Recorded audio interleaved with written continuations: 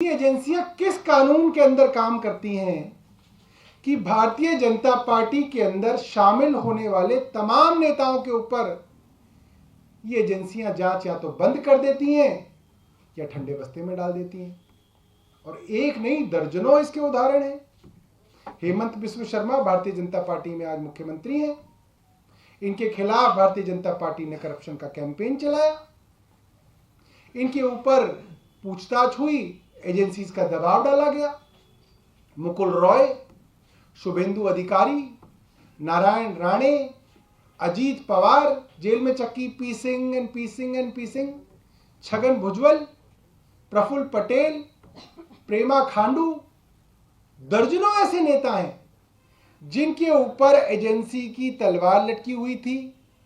ED CBI ने बुला रही थी, चार्जशीट होने वाली थी, भारतीय जनता पार्टी ने भ्रष्टाचारी कह रही थी और अचानक एक दिन ये भारतीय जनता पार्टी में आ जाते हैं। भाई अगर एजेंसियां अपना काम कर रही थी तो भारतीय जनता पार्टी में आने के बाद काम कैसे भूल गई एजेंसियां? ये तो सबको नजर आ रहा है।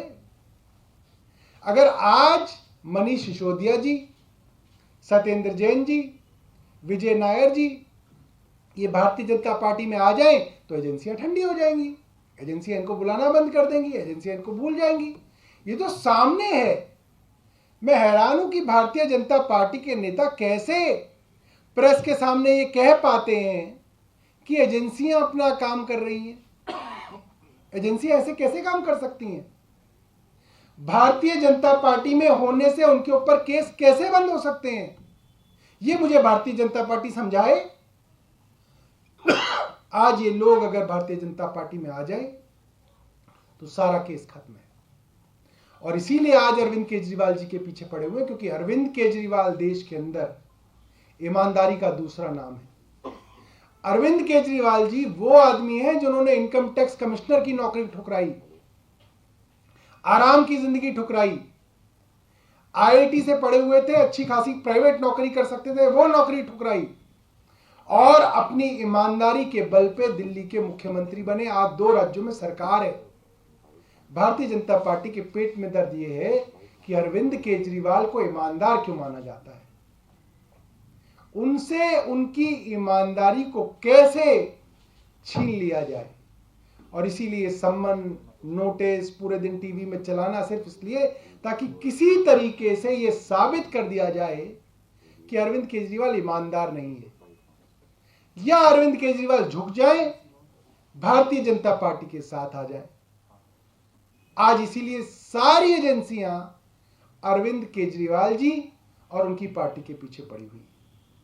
और ये देश के लिए, प्रजातंत्र के लिए बुरी खबर है, क्योंकि अगर अपोजिशन पार्टी के नेताओं को, जो लोग जनता के मुद्दे उठाते हैं उनको, जो लोग सरकार से सवाल करते हैं उनको इस तरीके से जेल में डाला जाएगा, साल भर उनको जेल में सड़ाया जाएगा, तो देश में तो प्रजातंत्र खत्म हो जाएगा। इलेक्शन का क्या लेना देना है? फिर तो भारतीय जनता पार्टी इलेक्शन लड़ा करेगी, वो अपना भाषण दिया करेंगे, उसको कोई सवाल नहीं पूछेगा, जनता की कोई बात नहीं उठाएगा, वही जीतते जाएंगे बिना अपोजिशन के।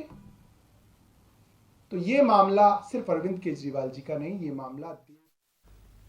तो चलिए इस खबर पे और ज्यादा जानकारी के लिए सीधा रुख करते हैं मेरे सहयोगी वरुण सिन्हा का। वरुण, हम लगातार देख रहे हैं, सुबह अरविंद केजरीवाल सामने आए थे, उन्होंने जनता को संबोधित किया था, और अब सौरभ भारद्वाज, बात एक ही पेश करने की कोशिश की जा रही है आम आदमी पार्टी की तरफ से कि जो लोग बीजेपी में शामिल हो गए हैं उनके खिलाफ एजेंसियां अपनी कार्रवाई बंद कर देती हैं, और लगातार आम आदमी पार्टी के नेताओं को जानबूझकर राजनीतिक प्रतिशोध के चलते निशाना बनाया जा रहा है।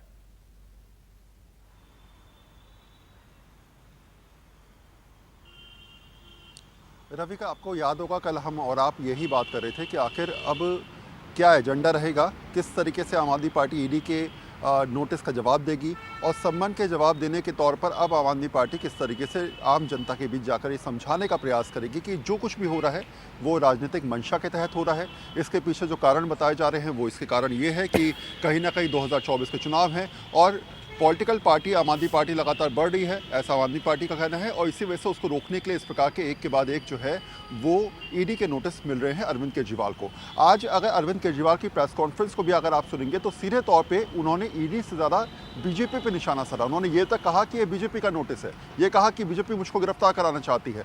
तो सीधे जब आप पॉलिटिकल मोटिव लेकर चलेंगे, आपको पता है कि 24 के चुनाव जल्द है, नज़दीक हैं, और ऐसी परिस्थिति में 3 दिन के लिए वैसे भी अरविंद केजरीवाल 6, 7, 8 3 दिन के गुजरात दौरे पर जा रहे हैं। तो अपनी तरफ से ये स्टैंड क्लियर करना बहुत ज़रूरी था कि आम जनता पर ये मैसेज जाए और ये समझाया जाए कि जो भी है उसके हालात, उसकी जिम्मेदारी किसकी और क्यों बन रही है।